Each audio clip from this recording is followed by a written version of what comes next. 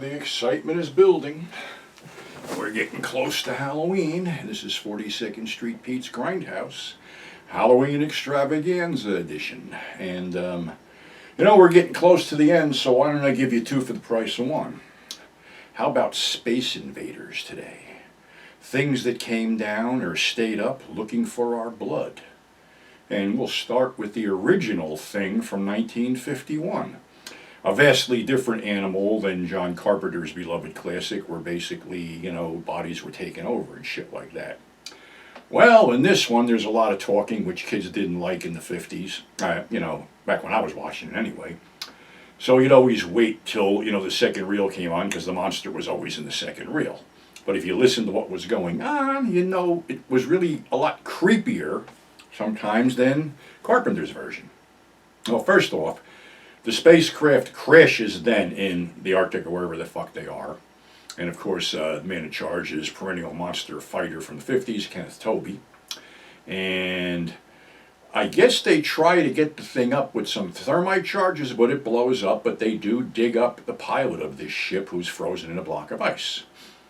And they know he's weird and creepy, and his eyes are open in there, and he's got claws and shit. So they keep him in the deep freeze, but one guy accidentally puts a working electric blanket over the ice so we don't have to look at the thing's face. And of course it melts and he comes back to life, crashes through a window and gets in a fight with a bunch of sled dogs where they basically rip one arm off. Well, while the scientists are looking at the arm, a particular professor, Professor Carrington, is dead set on communicating with this thing.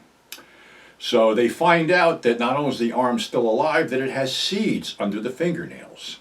And Carrington plants the seeds and uses human blood, which makes them grow. Well, they find out that this thing may or may not have gotten into the greenhouse. So they sort of set up shop in the greenhouse without telling anybody, because they find a dog that has been drained of all its blood. So they don't tell anybody, but one of the scientists staggers in, all beat up and bloody, and says that they were attacked by the thing.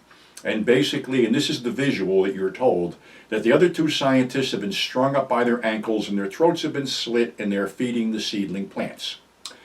So now they decide they got to get it over with and kill this fucker. Well, the one scene where they open the damn door and the thing's just standing there just scared the fuck out of every kid that I know. So they do a whole bunch of shit, including setting it on fire, and it dives out the window into the snow. Well, it's not stupid. It kills the power. So basically, they can freeze to death, and this thing basically can harvest their blood. So they figure out maybe there's a way to do this by cooking a vegetable, frying it. So they set up an electric trap for it. But when it comes in, stalking the last humans, Carrington gets in its way and tries to reason with it and is swatted aside like a bug. But the creature will not walk on the platform until somebody tosses a pickaxe at it and it jumps up on the platform, where it is basically fried to a cinder. This was also lifted and done in another film called Creature back in, I believe it was the 80s or the early 90s. So anyway, that's how the original thing ended. And like I said, they were out for our blood. So now we segue to 1958 for It, the Terror from Beyond Space, starring Marshall Thompson as the hero, who was basically the only survivor of a flight to Mars and is now being accused of murdering his 9 crew members. He tries to tell them that basically they were outside and they were snatched by something, and he basically was hiding out for the 9 months it took for them to get him. So now they're going to take him back to stay in court-martial, but what they don't realize is they have a stowaway. Something got on and kills one of the astronauts, and you only see it in the shadows, but it's pretty effective, that he basically picks the guy up and breaks the guy's back over his knee. Then they go looking for this guy, which they can't understand where the fuck he is on this spaceship. So one of the guys stands behind getting cigarettes, and all of a sudden he turns around and is grabbed by the monster. Now they're looking for 2 people. Well, they find this duct and they crawl in it, and there's this poor guy Gino there with his eyes all glazed over and shit like that, and one guy tries to pull him out but gets grabbed by this monster's claw. The other guy they have found dead in a fucking shaft already. So they bring him out for an autopsy and then find out that basically every liquid in his body has been somehow taken over by this creature by osmosis. So they rig, and this is a spaceship. Realize this, they're doing this in a spaceship. They rig a bunch of hand grenades on the grating of the screen and the trap for this thing to get outside. So, okay, this thing gets out there, there's a lot of explosions, and you expect, you know, come on, you can't even shoot a gun off in a fucking plane. And they're shooting 45s at this thing. This thing is not dying. They're trying everything. They even use gas on it. It gets a couple other crew members. Now they're trying to figure something out where basically the commander of this flight was mauled by the creature, and he's got some kind of alien infection in his leg. And he decides that being that the creature has walked into the reactor room to open the nuclear reactor, which basically just pisses it off even more, and it smashes through the door, and one of the guys gets knocked down and falls behind some stuff where he breaks his leg and he's stuck there, but he has an acetylene torch he can get to and holds the creature off with that.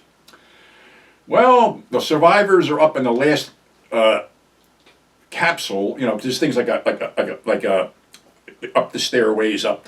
Now they're in the tip of the fucking thing. They can't go any further, and it's they got to kill it or it's going to kill them. And then somebody notices the oxygen levels are low.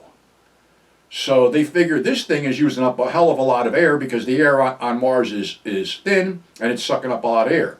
So they open a space lock after putting on their spacesuits and basically suffocate the bastard to death. Of course, everybody knows by now this was a template for Alien. Another, you know, multi-billion-dollar franchise that spawned from a 50s black and white B movie.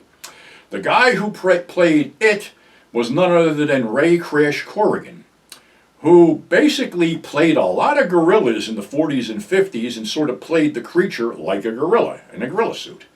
The other thing, too, was that Ray was pretty much blitzed half of the time he was on camera because he was pretty much of a heavy drinker at that point. And Paul Blaisdell had created a costume for the monster, but the mask was so tight that Ray's chin stuck out. So in some scenes, when you think you see the monster's tongue, it's actually Ray's chin that they sort of painted over to let it go with the thing. Is it a good movie? It's fucking great. I just watched it the other night to revisit it. It was one of those ones that scared the fuck out of me as a kid, and the monster was great. So here's two things that basically were after our blood and got it a lot of times. So that's our show for today. Thanks for subscribing. Thanks for tuning in. We'll have more double feature monster madness for you tomorrow. So until then, stay safe, and we'll catch you on the flip side.